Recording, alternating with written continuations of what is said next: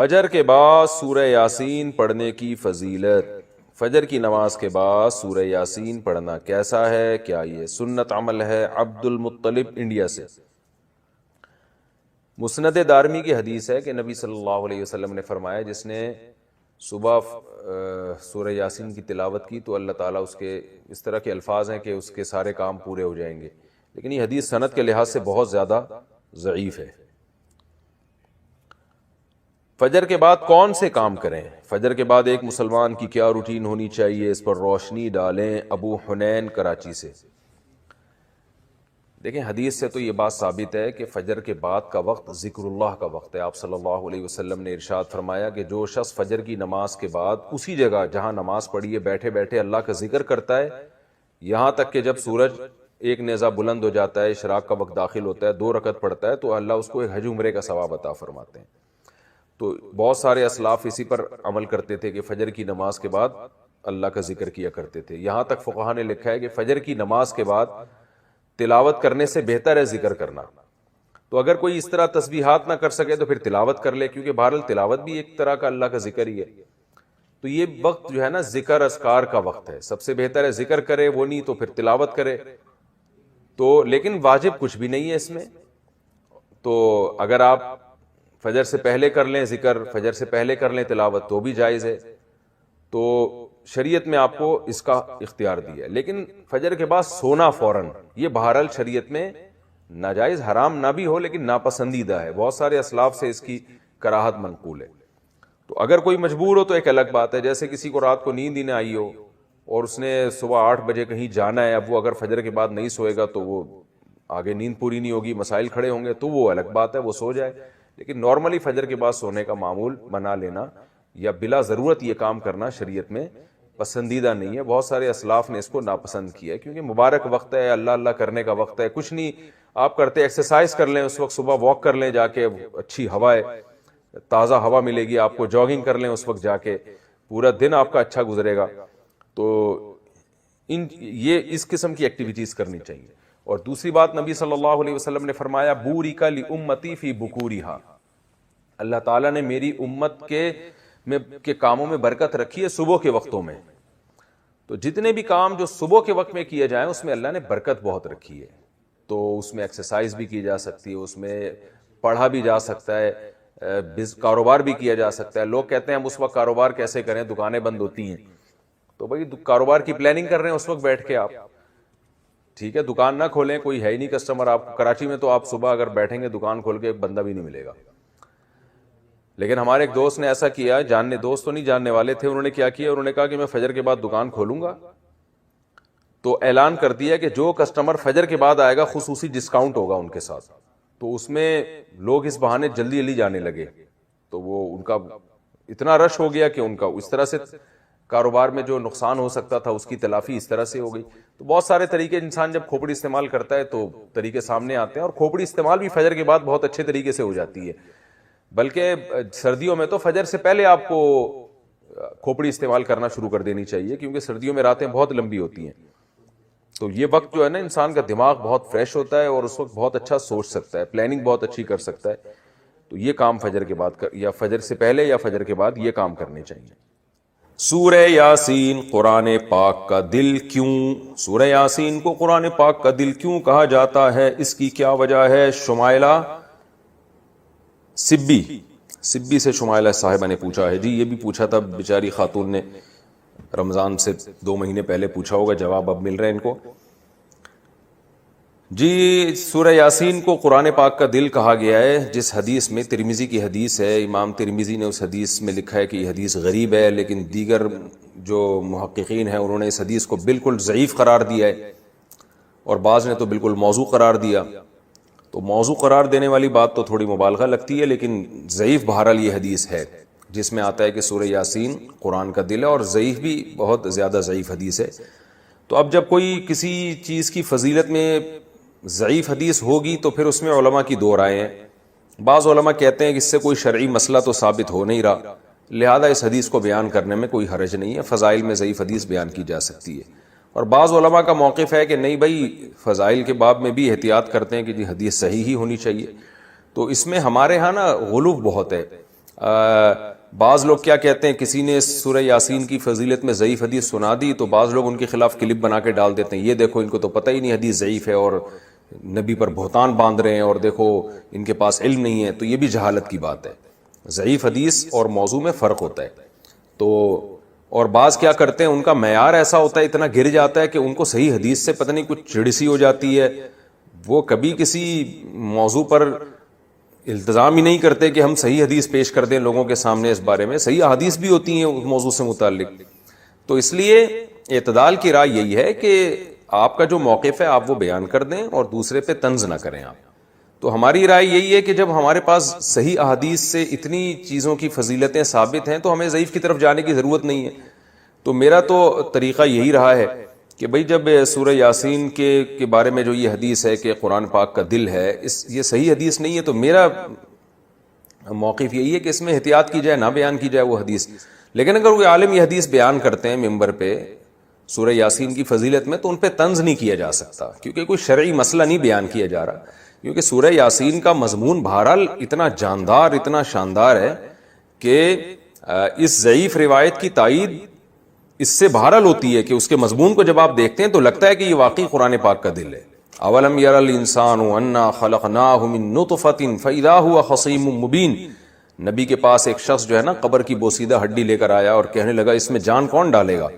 سورہ یاسین میں اللہ نے آخری رکوع نازل کیا کہ یہ انسان جو آپ کے پاس ہڈی لے کر آیا ہے یہ دیکھتا نہیں ہے ہم نے اس کو منی کے قطرے سے بنایا، اور آج یہ ہم پہ اعتراض کر رہا ہے کہ اس بوسیدہ ہڈی میں کون جان ڈالے گا.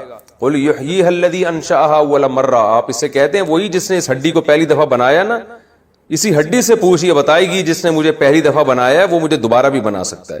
تو ایسے جاندار مضامین ہیں سورہ یاسین کے، تو اس لحاظ سے اس کو دل کہہ دینے میں کوئی حرج نہیں ہے. لیکن بہرحال اس بارے میں جو روایت ہے وہ کافی ضعیف روایت ہے. تو ہمارا طرز یہ ہے کہ جو صحیح احادیث ہیں، جیسے عبداللہ ابن عباس رضی اللہ عنہ سے ایک اثر منقول ہے سورہ یاسین کی فضیلت میں، صبح و شام پڑھنا چاہیے سورہ یاسین کو. تو ایسے صحیح روایات کا اگر ہم التزام کریں تو یہ زیادہ بہتر ہے. پھر کبھی انشاءاللہ میں سورہ یاسین کی کوئی فضیلت اگر صحیح احادیث میں وارد ہوئی ہے تو اس پہ الگ سے انشاءاللہ میں کلپ ریکارڈ کروا دوں گا. عام طور پر جو صورتوں کے الگ الگ فضائل کے بارے میں جو احادیث ہیں نا وہ ضعیف ہی ہوتی ہیں. عام طور پر صورتوں کے الگ الگ جو فضائل ہوتے ہیں نا، فلاں صورت کی یہ فضیلت، فلاں صورت کی، عام طور پر قاعدہ کلیہ نہیں ہے. بعض صورتوں کی فضیلت پر جیسے سورہ اخلاص کے بارے میں آتا ہے 3 دفعہ سورہ اخلاص پڑھنا ایک قرآن کے برابر ہے، تو یہ تو صحیح حدیث سے ثابت ہے. لیکن عام طور پر جو صورتوں کی الگ الگ فضیلت کے فلاں ٹائم پہ پڑھنے میں یہ، فلاں ٹائم پہ پڑھنے میں، تو عموماً اس بارے میں روایات اکثر ضعیف ہوتی ہیں. اگلی حدیث ہے 7558. حدثنا احمد بن اشکاب قال حدثنا محمد بن فضیل عن عمارة بن القعقاع عن ابی زرعة عن ابی ہریرة رضی اللہ عنہ قال قال النبی صلی اللہ علیہ وسلم کلمتان حبیبتان الی الرحمن خفیفتان علی اللسان ثقیلتان فی المیزان سبحان اللہ وبحمدہ سبحان اللہ العظیم. حدیث کے جو الفاظ ہیں یہ بھی بڑے مزیدار ہیں، پڑھنے میں بہت مزہ آتا ہے ان الفاظ. نبی صلی اللہ، حضرت ابو ہریرہ رضی اللہ عنہ سے روایت ہے، رسول اللہ صلی اللہ علیہ وسلم نے فرمایا 2 کلمات ایسے ہیں حبیبتان الی الرحمن، جو رحمان کو بہت زیادہ محبوب. آپ کو پتہ ہے فعیل بمعنی مفعول کثرت سے آتا ہے عربی میں، تو یہاں حبیب بمعنی کیا ہے؟ محبوب. اللہ کو بہت محبوب ہیں. خفیفتان علی اللسان، زبان پر بہت ہلکے ہیں. ثقیلتان فی المیزان، ترازو میں قیامت کے دن بہت بھاری ہے. دیکھو کسی عمل کو کرنے کے لیے موٹیویشن چاہیے نا. ہمیں کوئی عمل ہم کرنا چاہتے ہیں تو ہمیں کہیں سے موٹیویشن ملتی ہے تو ہم اس عمل کو کر لیتے ہیں. تو موٹیویشن کے لیے 3 چیزیں ہوتی ہیں جس سے آپ کو اس عمل کے کرنے کی ترغیب ملتی ہے.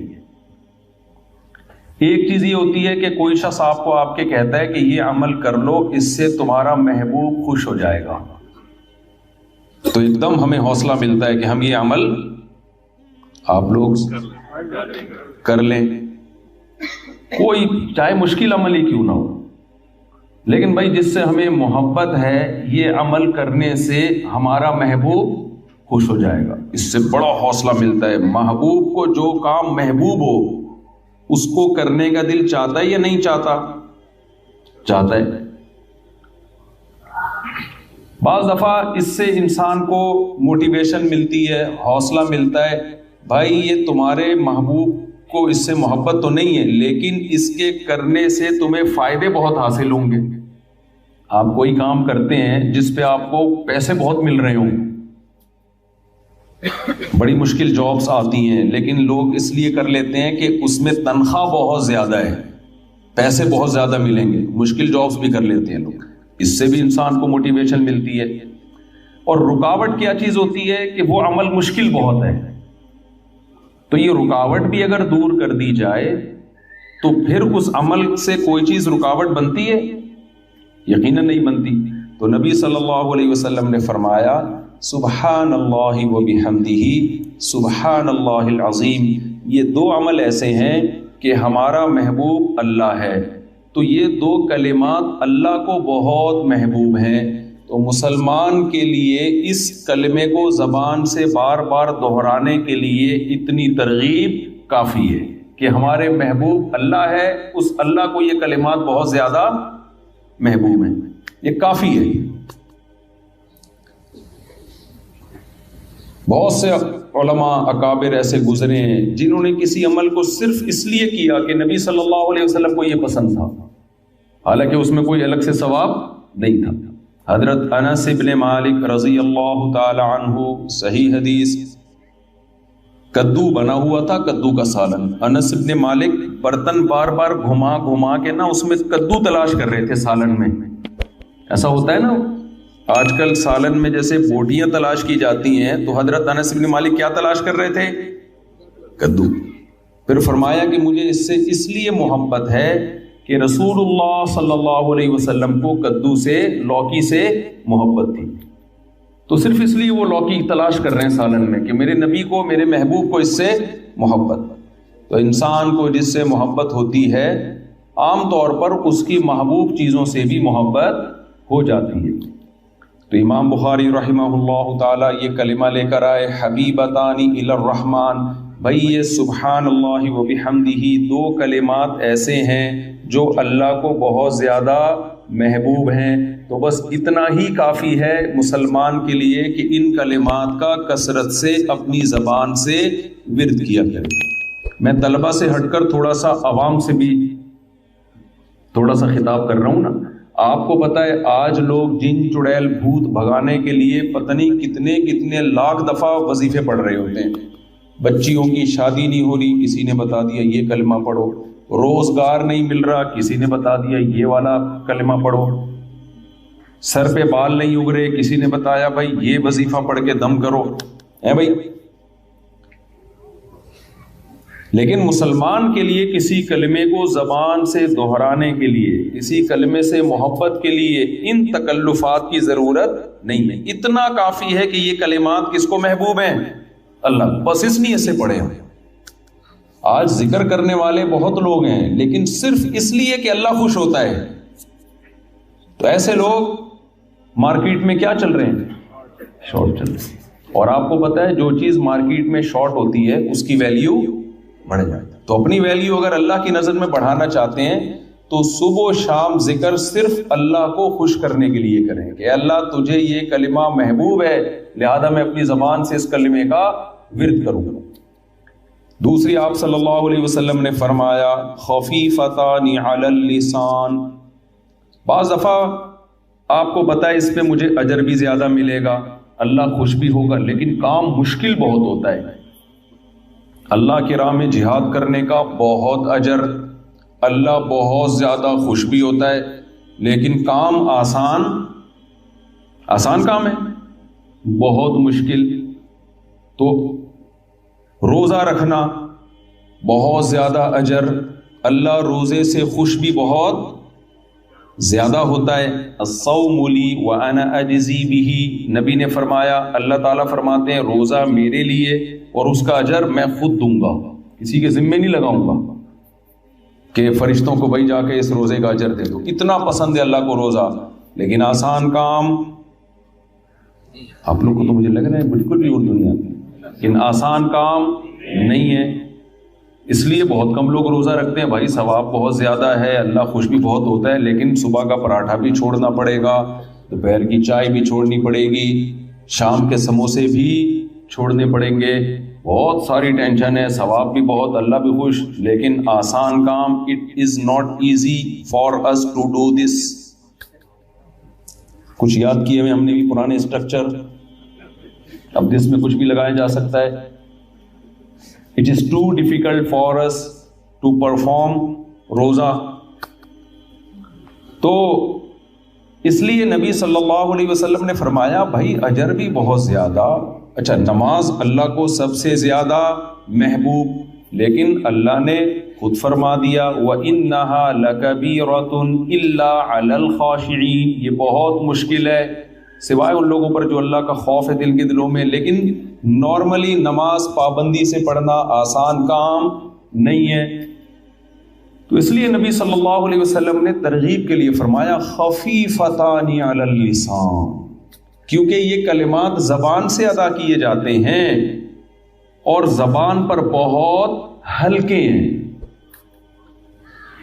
اس لیے بہت زیادہ اللہ کو محبت اور ان کی ادائیگی زبان کے لیے بہت آسان. فرمایا ثقیلتان فی المیزان. ہو سکتا ہے کسی کے دل میں یہ خیال آئے کہ جب زبان پر اتنے ہلکے ہیں، اتنی آسانی کے ساتھ ہم زبان سے یہ دو کلمے ادا کر سکتے ہیں، تو ہو سکتا ہے اتنا ہی ہلکا ویٹ ہو ان کا ترازو میں. قیامت کے دن وزن لا کے رکھا جائے تو کوئی اس کی ویلیو ہی نہ ہو، ویٹ ہی نہ ہو.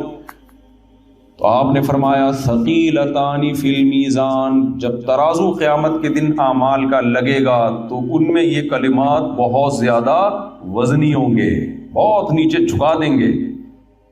تو یہ دو کلمات کیا ہیں؟ سبحان اللہ و بحمدہ سبحان اللہ العظیم.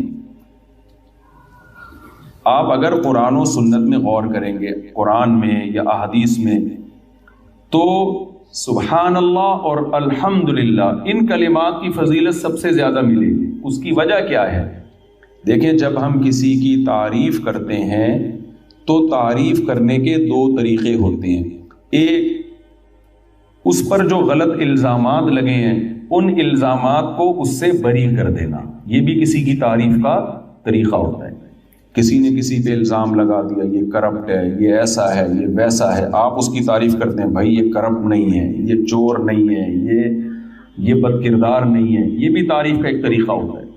اور ایک طریقہ ہوتا ہے کہ اس کی طرف اچھی صفات کی نسبت کی جائے، یہ با کردار ہے، یہ سچا ہے، یہ طاقتور ہے. تو الحمدللہ کا مطلب کیا ہے؟ اللہ کی طرف تمام اچھی صفات کی نسبت کی جائے.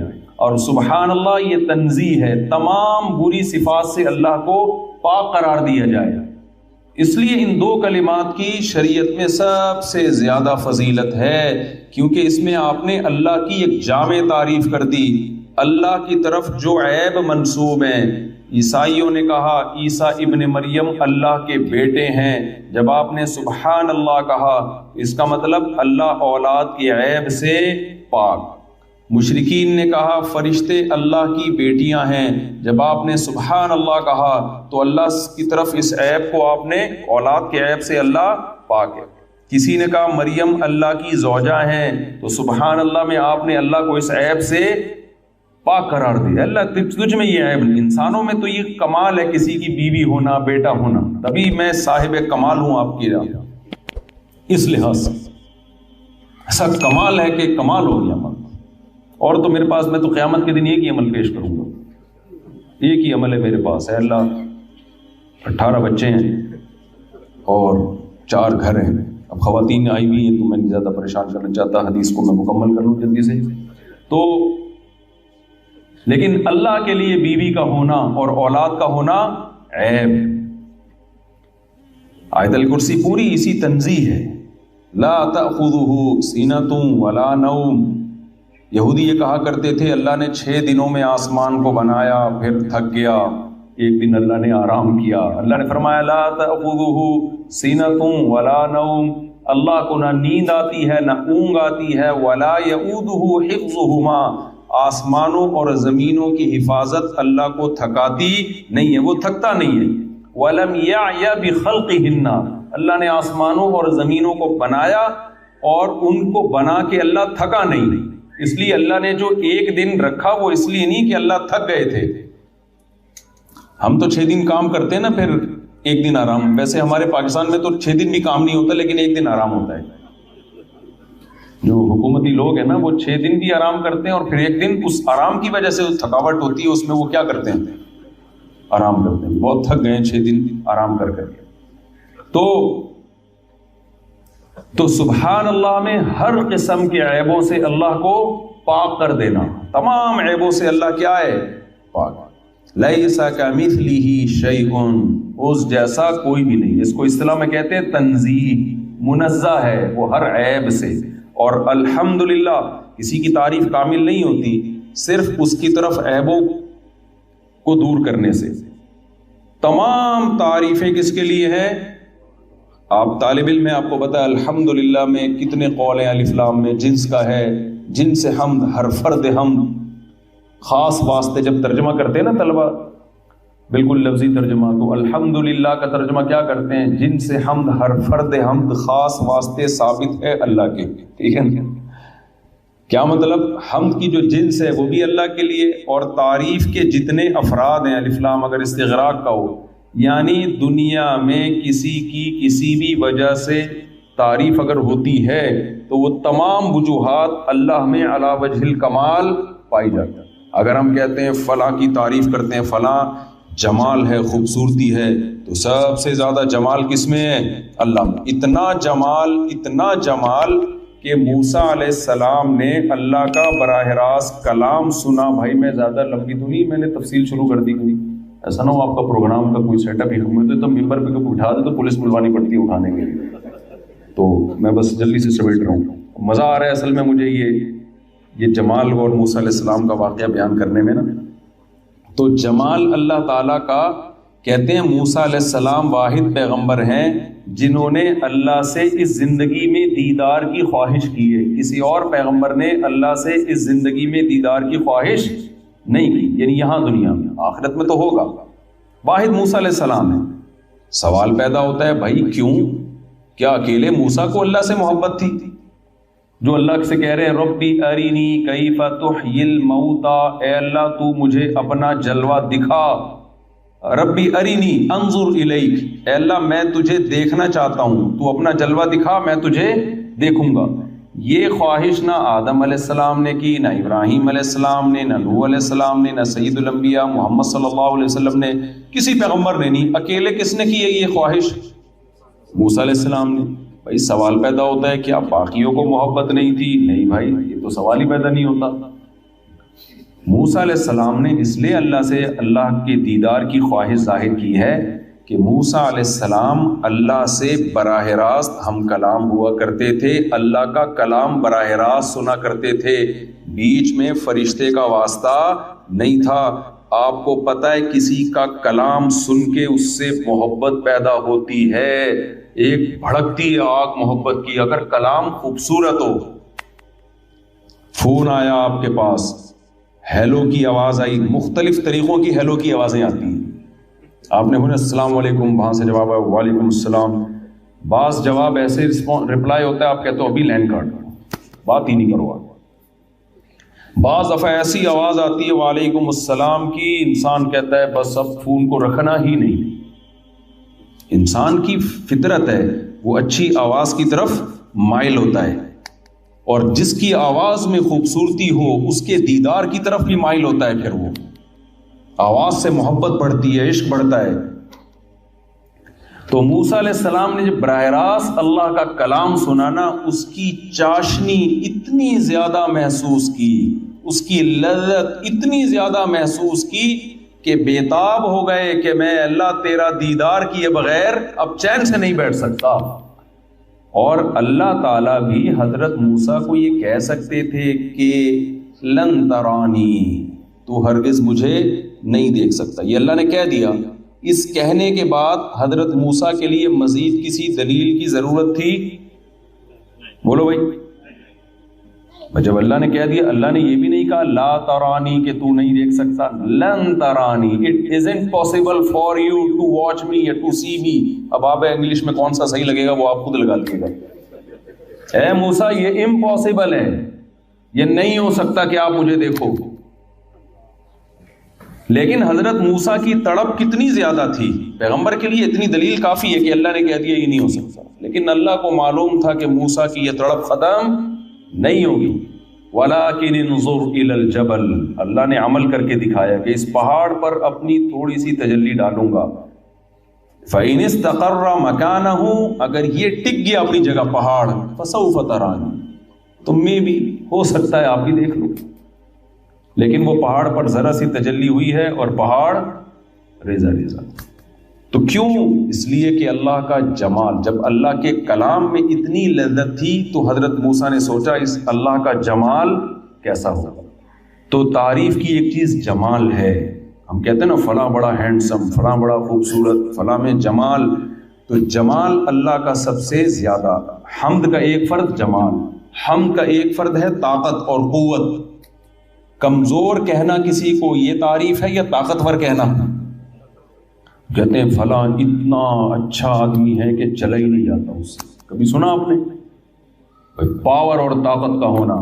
تو اللہ فرماتے ہیں اللہ الذی خلق السماوات والارض ومن خلق السبع سماوات ومن الارض مثلہن, اللہ نے 7 آسمان بنائے اور زمینیں, لتعلموا ان اللہ علی کل شیء قدیر, تاکہ تمہیں پتہ چل جائے کہ وہ جو چاہتا ہے کر سکتا ہے. کچھ نہیں تھا, اس نے اتنے بڑے آسمانوں اور زمینوں کو پیدا کر دیا. کنجوس ہونا تعریف کی چیز ہے یا سخی اور جواد ہونا ہے بھائی؟ یہودیوں نے اللہ کے بارے میں کہہ دیا تھا کہ ید اللہ, سارے یہودیوں نے نہیں کہا تھا, چند نے کہا تھا. ایسا نہ ہو آپ یہاں کسی یہودی کو پکڑے بولے تم نے بھی بولا تھا, تم نے بھی بولا تھا. تو انہوں نے کہا ید اللہ مغلولہ, اللہ کے ہاتھ کیا ہیں؟ بند ہیں, تھوڑا تھوڑا کر کے دیتا ہے. اللہ کو اتنا غضب آیا. اگر اللہ تعالیٰ معاذ اللہ نقل کفر کنجوس ہوتے, بخیل ہوتے تو غضب نہیں آتا. کنجوس آدمی کو جب آپ بولے نا تو پیسہ نہیں خرچ کرتا, کہتا ہے شکریہ آپ نے میری تعریف کی, تھینک یو. لیکن سخی آدمی کو اس سے بہت غصہ آتا ہے کہ مجھے کنجوس کیوں کہہ دیا. تو اللہ کو جب موسیٰ یہودیوں نے یہ تانا دیا کہ اللہ کے ہاتھ بندھے ہوئے ہیں, ایسے ترسا ترسا کے تھوڑا تھوڑا کر کے دیتا ہے, اللہ کو اتنا غصہ آیا. فرمایا غلت ایدیہم, جس نے مجھے کہا میرے ہاتھ بندھے ہوئے ہیں, اس کے ہاتھ بندھے ہوئے ہیں. بل یداہ مبسوطتان, میرے ہاتھ کھلے ہوئے نہیں بلکہ دونوں ہاتھ ایسے کر کے کھلے ہوئے ہیں. ينفق کیف یشاء, برسا رہا ہوں اپنے بندوں پر. تو تعریف کی چیز ہے سخاوت, یہ بھی کس میں ہے؟ اللہ میں. تو الحمدللہ کا مطلب کیا ہوا؟ تعریف کی جتنی قسمیں ہیں سب کی سب کس میں پائی جاتی ہیں؟ اللہ میں. اور جتنے عیب ہیں سبحان اللہ, اللہ ہر تمام عیبوں سے پاک ہے. تو اس لیے اللہ کو یہ کلمات بہت زیادہ محبوب ہیں, کسی بھی شکل میں پڑھے جائیں. تیسرا کلمہ ہے سبحان اللہ والحمدللہ ولا الہ الا اللہ واللہ اکبر.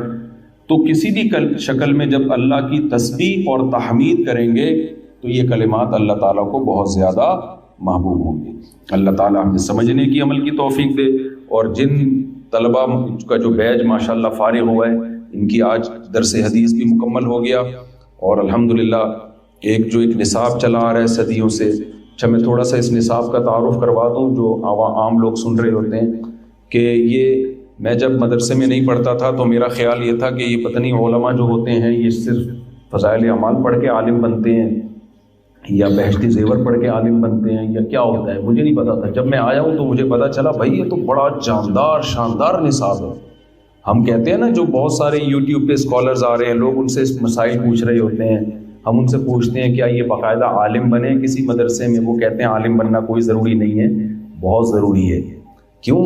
علماء کو جو پڑھایا جاتا ہے, تھوڑا سا میں تعارف کروا دوں کہ علماء جو بننے کے لیے نصاب ہے نا, چند چیزیں ایسی ہیں جو بہت ضروری ہیں. سب سے پہلے آپ کو بتائیں کہ ہمارا پورا اسلام وہ عربی میں ہے، وہ انگلش یا اردو میں نہیں ہے۔ قرآن، حدیث، پھر آگے جو صحابہ کے اقوال ملتے ہیں اس کی تشریح میں، ائمہ کے اقوال، وہ سب عربی زبان میں ہے۔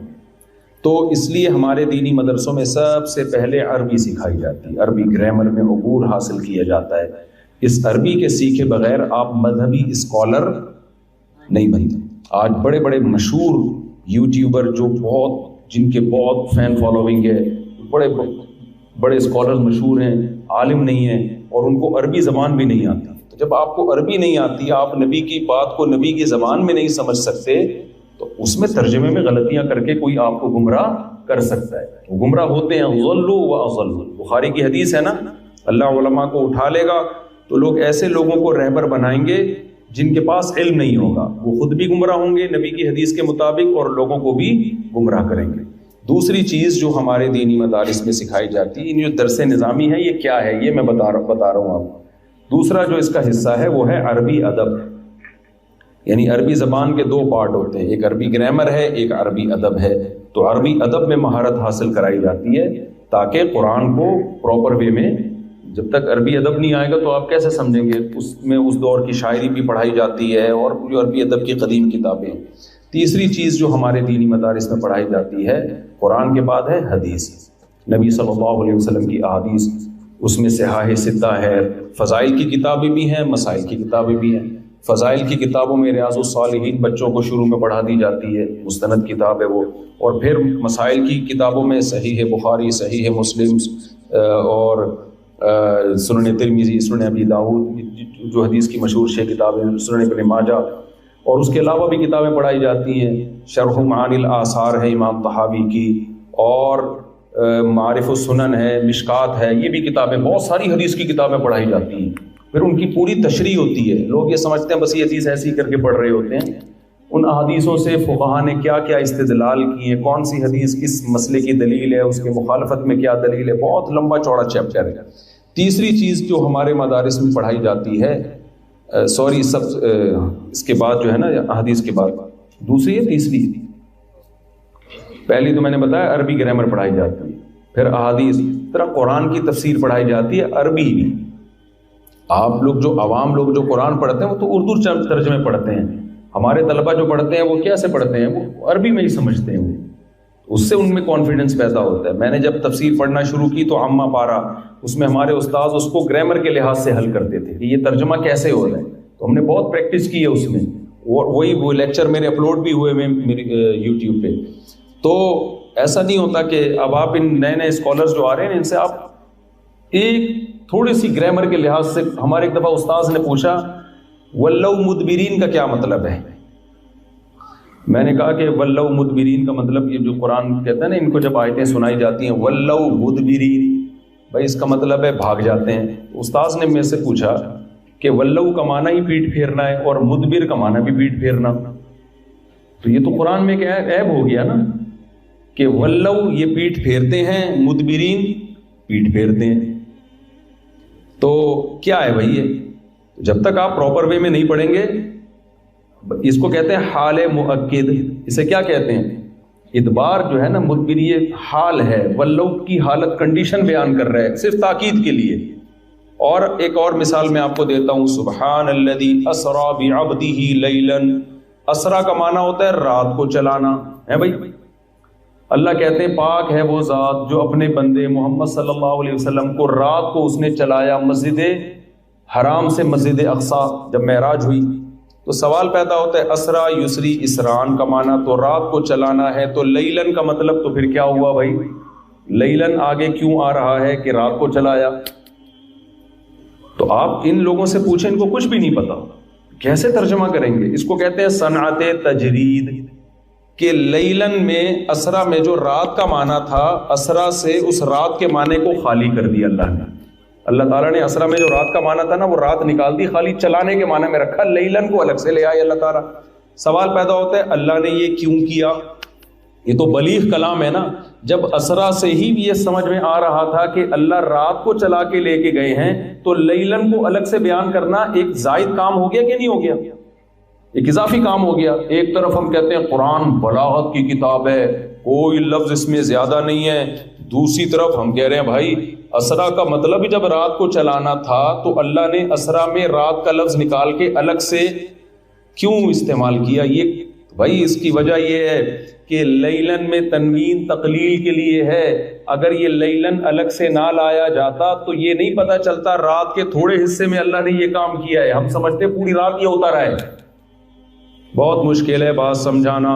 اسرا بعبدہ لیلن، اللہ نے لیلن کو تنوین لا کے الگ سے ذکر کر دیا کہ رات کے تھوڑے سے حصے میں اللہ اپنے بندے کو مسجد حرام سے مسجد اقصیٰ کی طرف لے گیا. یہ بلاغت ہے اس میں. تو یہ ساری چیزیں ہمارے طلبہ پراپر وے میں قرآن پڑھتے ہیں، اور آج جو اسکالرز آ رہے ہیں ان کو ان میں سے کسی ایک نقطے کا بھی علم نہیں ہوتا. بس ادھر سے ترجمہ، گوگل ترجمے کاپی پیسٹ چل رہا ہوتا ہے اور پبلک ان سے گمراہ ہوتی ہے ریفرنسز کو دیکھ کے. حدیث نمبر بھی صحیح بتا دیا، وہ بھی دیکھ کے بتا دیا. اب نمبر تو ہر آدمی پڑھ سکتا ہے نا. اس لیے دین ہمیشہ کس سے سیکھا جائے گا؟ علماء سے سیکھا جائے گا. العلماء ورثۃ الانبیاء. تو تیسری چیز قرآن کی تفسیر پراپر وے میں پڑھی جاتی ہے. چوتھی چیز جو ہمارے ہاں پڑھی جاتی ہے مدارس میں وہ ہے اصول فقہ. مسائل کا علم جو ہے نا کہ قرآن اور حدیث سے کچھ اصول ہیں جس سے ہمیں پتہ چلتا ہے ان اصولوں کو سامنے رکھ کر قرآن سے اور حدیث سے مسائل نکالے جائیں گے. اس کو اصول فقہ کہا جاتا ہے. اور پانچویں چیز ہے فقہ، کہ آج آپ اسلام نیا تو نہیں آیا نا کہ آج کے اسکالر سے ہم پوچھیں یہ حلال ہے یہ حرام ہے. بھائی 1400 سال سے علماء صلحاء صحابہ تابعین ان آیتوں کا اور ان حدیثوں کا کیا مطلب سمجھتے رہے ہیں اور اس کی انہوں نے کیا تفصیل بیان کی ہے، کس چیز کے بارے میں کیا حکم لگایا کہ یہ حلال ہے یہ حرام ہے یہ مکروہ ہے یہ ناجائز ہے. یہ پورے پراپر وے میں جب آپ یہ تمام چیزیں پڑھتے ہیں، اور یہ ساری صدیوں سے متواتر چلی آ رہی ہیں، یہ مرتب بعد میں ہوئی ہیں لیکن یہ طریقہ صحابہ تابعین سے چلا آ رہا ہے. اس کے بعد انسان اس قابل ہوتا ہے کہ اس کو عالم کہا جائے. اس سے پہلے اس کو عالم نہیں کہا جا سکتا. تو مبارکباد دیتا ہوں میں ان تمام طلبہ کو. ان کے نام اگر میں اناؤنس کر دوں، آپ کا نام ماشاءاللہ آپ تو استاذ ہیں، واحد آپ ہیں جن کی انگلش مجھے سمجھ میں آ رہی ہے. باقی جتنے ہیں وہ سمجھ نہیں آ رہا کیا کیا آپ کی انگلش میں سمجھ رہا تھا. کیا آپ نے لگ رہا ہے انگلش تجوید سے پڑھی ہے، کسی قاری صاحب سے پڑھی انگلش. آپ کا نام، پورا نام بتائیں. انگلش میں کہیں گے ٹوٹل نام. ابراہیم ابن محمود، ماشاء اللہ. ابراہیم اورلووچ. اچھا تم کنورٹیڈ ہیں؟ اچھا ماشاء اللہ ماشاء اللہ. کہ والد صاحب مسلمان ہوئے. آپ سلمان بکازی بکالی. آپ ابراہیم الجاوی. وَإِنَّا مِن فِرَاقِكَ یا ابراہیم لَمَحْزُونُونَ. سب آپ کو کہہ کے جا رہے تھے. کیوں آپ تو ابھی جدا نہیں ہوئے، سب موجود ہیں. اردو میرے خیال نہیں سمجھتے آپ. چلیں. عبد الرحمن راحت، محمد عبد الحق، مکین چودھری. آپ ہمارے لوکل آدمی لگ رہے ہیں، نام آیا چودھری سنت لگ رہے ہیں. آپ زین العابدین، زین عابد، ماشاء اللہ. تو آپ سب کو میری طرف سے بہت مبارک ہو. آج اللہ تعالیٰ نے آپ کو عالم بنایا، اللہ تعالیٰ نے انبیاء کے ورثہ کی فہرست میں آپ کو شامل کیا، اور آپ کے جتنے بھی استاذ ہیں اساتذہ ہیں، دل سے دعا ہے کہ آپ لوگ اپنے اساتذہ کے لیے، ٹیچروں کے